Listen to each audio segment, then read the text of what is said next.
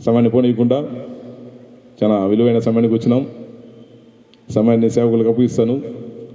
మన మధ్యలో వచ్చిన యొక్క సువార్థికులు, మంచి మనసార్థి కలిగిన మంచి మనసు కలిగిన అన్నగారికి దేవుని మాటలు చెప్పాలని, మీరందరూ విని దైవిక మేలు పొందాలని హృదయపూర్వక ఆశపడుతూ సమయాన్ని అన్నగారికి అప్పగిద్దాం.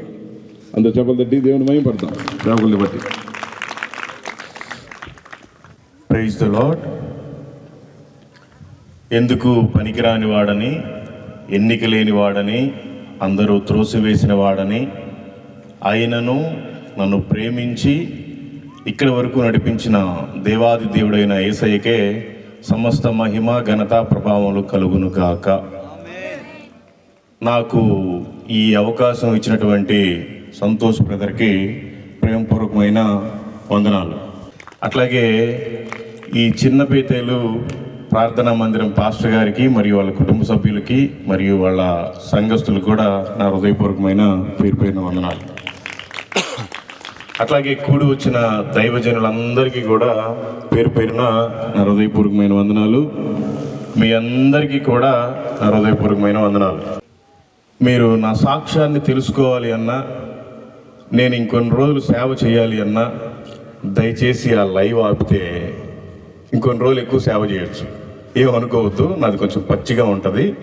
అందరూ చూస్తే ఇప్పటికే అందరూ బాగా పగబట్టున్నారు. అందుకని ఏమనుకోబోదు బ్రదరు, ఒక హాఫ్ అన్ అవర్ తీసే తర్వాత వాకింగ్ చెప్పేటప్పుడు పెట్టుకోండి. నేను 350 కిలోమీటర్ల నుంచి వచ్చాను.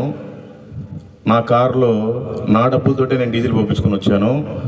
త్రాగటానికి నా మంచినీళ్ళే నేను తెచ్చుకున్నాను. ఏదో సహవాసంగా మీతో పాటు తినమంటే ఒక ముద్ద సాంబార్ భోజనం తింటాను, లేదంటే వెళ్ళిపోతాను.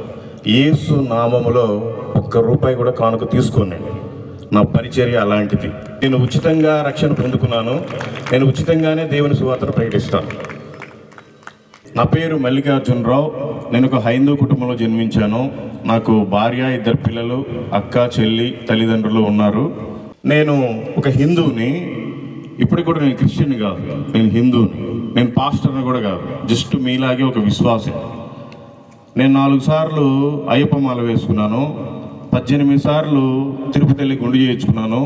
కాశీ నుంచి కన్యాకుమారి దాకా ఉండే ప్రతి హైందవ టెంపుల్కి వెళ్ళి నా మొక్కుబళ్ళు చెల్లించుకున్నాను. కానీ నాకు ఎప్పుడు తృప్తి లేదు, శాంతి లేదు, సమాధానం లేదు. ఇది చెప్పుకోవడానికి చాలా సిగ్గుచేటండి. కానీ నా కోసం ఈ భూమి మీదకి వచ్చి యేసయ్య కొట్టించుకొని, తిట్టించుకొని, ఉమ్మించుకొని ప్రాణం పెట్టాడు. నేను ఆయన కోసం నిలబడాలని డిసైడ్ అయ్యాను.